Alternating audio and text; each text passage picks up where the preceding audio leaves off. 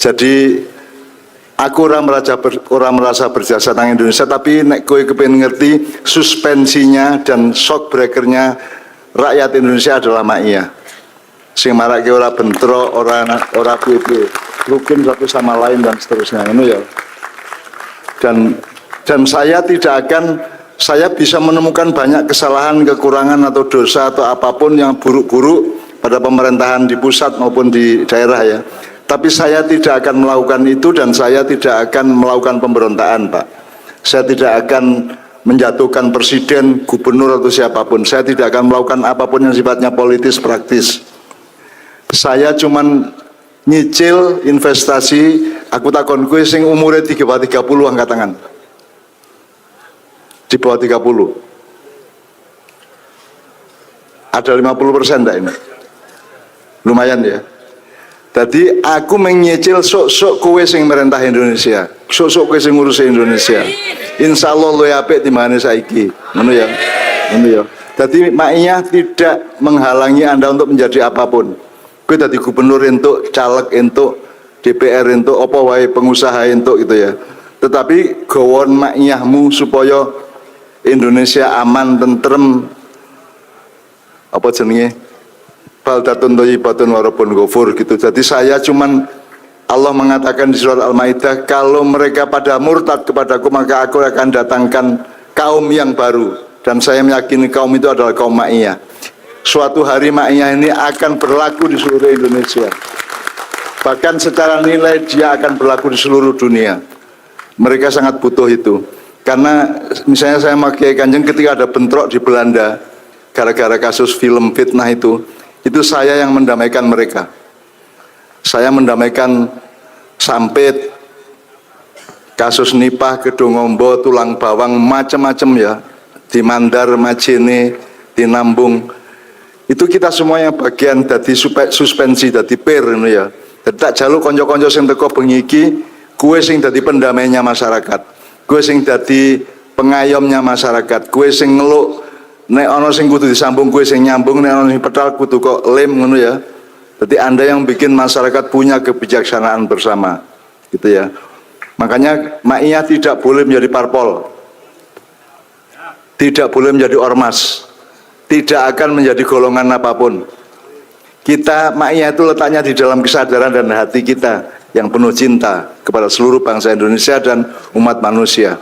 Jadi hatimu ojo ndirasa golongan Maia ngono ya.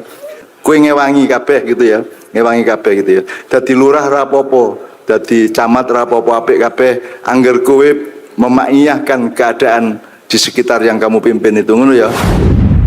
Pak, nek ana wong bentrok, kerengan, saingan, royokan, tak jamin kuwi dudu cah Maia. Nek ana sing tawur mesti dudu cah Maia. Ya ora? Nek ana sing nglanggar lampu lalu lintas ning perapatan dalan kan mesti dudu cacah iki. Dan saya sudah ngecek kemana-mana. Jadi Indonesia kini nek mobil ana suspensi ning ngerti ora? Suspensi ini. PIR apa? Shock breaker ya. Nah, saya itu sama Kiai Kanjeng di luar yang Maia rutin setiap bulan itu sudah keliling Indonesia ke 5.600 sekian titik di seluruh Indonesia. Jadi aku orang merasa berjasa nang Indonesia, tapi nek kowe kepengen ngerti suspensinya dan shock breakernya rakyat Indonesia adalah Maia. Sing marake ora bentrok, ora piye-piye, rukun satu sama lain dan seterusnya, ngono ya. Dan saya tidak akan, saya bisa menemukan banyak kesalahan, kekurangan atau dosa atau apapun yang buruk-buruk pada pemerintahan di pusat maupun di daerah ya. Tapi saya tidak akan melakukan itu dan saya tidak akan melakukan pemberontakan, Pak. Saya tidak akan menjatuhkan presiden, gubernur atau siapapun. Saya tidak akan melakukan apapun yang sifatnya politis, praktis. Saya cuman nyicil investasi, aku takon kue sing umurnya 30 angkat tangan. Di bawah 30. Ada 50% enggak ini? Lumayan ya. Jadi aku menyicil sok-sok kowe sing merentah Indonesia, sok-sok kowe sing ngurus Indonesia. Insya Allah lo apik timbangane saiki, ngono ya, ngono ya. Jadi maknya tidak menghalangi Anda untuk menjadi apapun. Kowe dadi gubernur entuk, caleg entuk, DPR entuk, apa wae pengusaha entuk gitu ya. Tetapi gawon maknyahmu supaya Indonesia aman, tentrem, apa jenenge? Baldatun thayyibatun wa rabbun ghafur gitu. Jadi saya cuman Allah mengatakan di surat Al-Maidah, kalau mereka pada murtad kepadaku maka aku akan datangkan kaum yang baru, dan saya meyakini kaum itu adalah kaum Ma'iyah. Suatu hari Ma'iyah ini akan berlaku di seluruh Indonesia. Bahkan secara nilai dia akan berlaku di seluruh dunia. Mereka sangat butuh itu. Karena misalnya saya pakai Kanjeng ketika ada bentrok di Belanda gara-gara kasus film fitnah itu saya yang mendamaikan mereka. Saya mendamaikan Sampit, kasus Nipah, Kedungombo, Tulang Bawang, macam-macam ya, di Mandar, Majene, di Nambung. Itu kita semua yang bagian dari suspensi, dari per ya. Tak jaluk konco-konco sing teko bengi iki, kue sing dadi pendamainya masyarakat, kue sing dadi pengayomnya masyarakat, kue sing ngeluk nek ana sing kudu disambung, kue sing nyambung, nek ana sing petal kudu kok lem ngono ya. Jadi Anda yang bikin masyarakat punya kebijaksanaan bersama, gitu ya. Makanya Ma'iyah tidak boleh menjadi parpol, tidak boleh menjadi ormas, tidak akan menjadi golongan apapun. Kita Ma'iyah itu letaknya di dalam kesadaran dan hati kita yang penuh cinta kepada seluruh bangsa Indonesia dan umat manusia. Jadi hatimu ojo duwe rasa golongan Ma'iyah ngono ya. Kowe ngewangi kabeh gitu ya, ngewangi kabeh gitu ya. Dadi lurah rapopo, dadi camat rapopo apik kabeh, angger kowe memaiyahkan keadaan di sekitar yang kamu pimpin itu ngono ya. Baik teman-teman semua, apa yang tadi Mbah Nun tugaskan kepada kami untuk menyampaikan hal-hal atau apa saja yang saya khususnya dapatkan dari Ma'iyah. Untuk itu saya ingin memulai dari sebuah cerita, tapi ini ceritanya sudah sangat lama ketika belum ada era YouTube, belum ada media sosial. Ada salah seorang jamaah yang rutin datang mocopat syafaat kalau tidak salah waktu itu. Jadi setiap bulan selalu datang, selalu mengikutin. Terus pada suatu ketika dia berhalangan, tidak bisa hadir.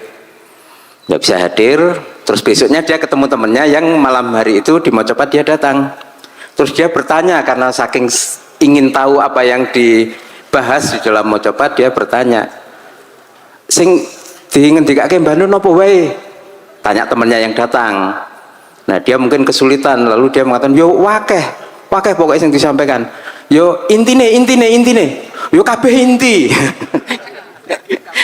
Saking kabeh kalau istilahnya. Nah itu salah satu hal yang sebenarnya sangat menurut saya itu memang mencerminkan, dalam artian begini, sinau bareng seperti yang sudah bertahun-tahun kita lakukan, itu kita bisa telaah kembali kenapa toh kita itu sinau, kenapa kita butuh sinau. Kenapa Mas? Jawabannya mungkin macam-macam ya, supaya kita pinter, supaya kita ini, itu dan lain sebagainya. Tapi ada satu jawaban yang menurut saya pribadi perlu kita sadari, yaitu kenapa kita perlu sinau, karena ada banyak hal yang kita tidak otomatis memahami, tidak otomatis mengerti, tidak otomatis bisa, tidak otomatis mampu, dan itu banyak sekali.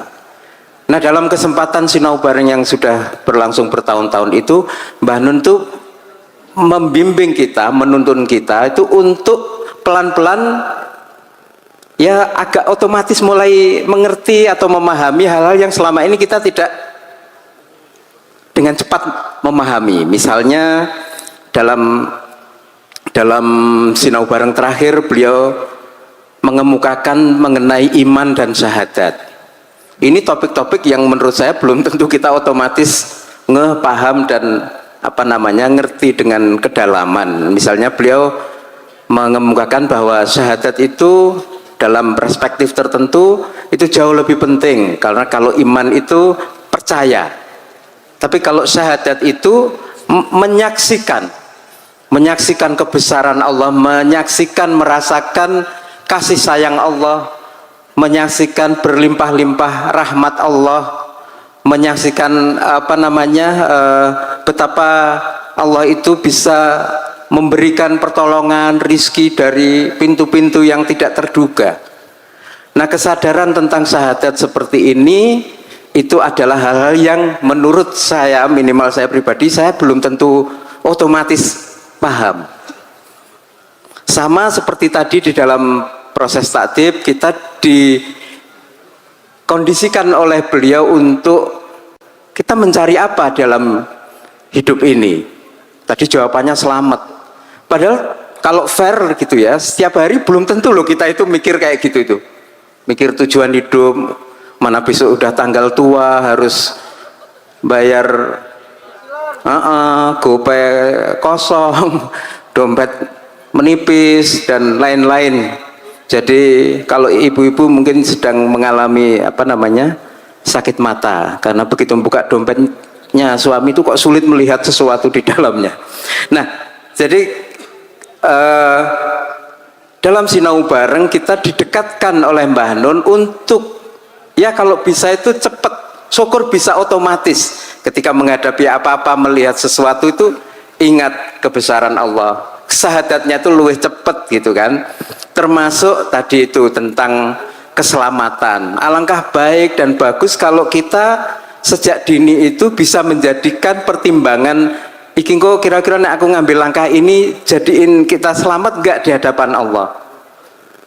Nah, dengan tadi kita simulasi itu mudah-mudahan kita bisa menyerap, oh berarti karena keselamatan itu adalah tujuan utama kita, kalau bisa ya menjadi teknis dari kehidupan kita. Idealnya seperti itu, dan Mbah Nun sudah membimbing kita.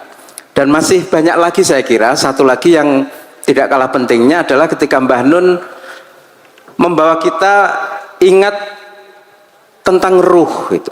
Ini topik-topik yang nggak populer loh sebenarnya, tapi Mbah Nun mengantarkan kita ke hal yang menurut saya itu penting, di mana beliau ya ruh itu eksistensi kita yang paling sejati, dan kita diajarkan untuk bagaimana setiap keputusan kita itu keputusan ruh, yang tadi sebagian sudah beliau singgung.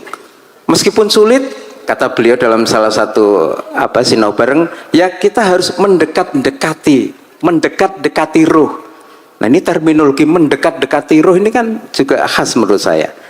Jadi dari sekian banyak hal-hal yang beliau tadi sudah kemukakan di banyak kesempatan juga, termasuk intikot itu kemarin beliau kemukakan di Mocopat tuh kita kalau bisa punya momen atau saat untuk mengkritik diri kita sendiri. Ini hal-hal yang nggak populer loh menurut saya ya. Dan Mbah Nun dalam kebersamaan kita mengajarkan atau mengajak kita kepada hal-hal yang seperti itu supaya kita sebagai individu punya hati yang banyak hal-hal yang mungkin selama ini tidak otomatis kita miliki menjadi kondisi hati, itu menjadi kondisi hati. Gampang bersyukur, cepat mengkritik diri sendiri, cepat bersahadat dan lain sebagainya, kuat di dalam beriman. Ini kalau dari segi ilmu saya melihat Mbah Nun membimbing kita untuk menggeser ilmu-ilmu atau hal-hal yang tidak otomatis itu selama ini menjadi tidak otomatis, itu agak ke depan menjadi lebih otomatis. Termasuk kita tuh biasanya nggak otomatis loh, berkebersamaan tuh akur, rukun, damai dan lain sebagainya, itu mulai dibikin otomatis, kira-kira seperti itu. Mengatakan Mbah Nun sedikit yang sakit saya share buat teman-teman. Terima kasih. Assalamualaikum warahmatullahi wabarakatuh. Merem kabeh bayangno Kanjeng Nabi ndek njero atimu kabeh ya. Ya Nabi, ya Rasulullah, iswa hajatana jami'an ilallah. Ya Nabi, ya Rasulullah, iswa hajatana jami'an ilallah. Rabbana la tu'akhidna in nasina akhtana. Rabbana la tahmil alaina isran kama hamaltahu alal ladzina min qablina. Rabbana wa la tuhammilna ma la taqata lana bih wa'fu anna waghfir lana warhamna anta maulana fansurna alal qaumil kafirin, fansurna alal qaumil zalimin, fansurna alal qaumil zalimin ya Allah. Innama amruhu idza arada syai'an ayyaqula lahu innama amruhu idza arada syai'an ayyaqula lahu innama amruhu idza arada syai'an ayyaqula lahu wa subhanalladzi biyadihi malakutu kulli syai'in wa ilaihi turja'un.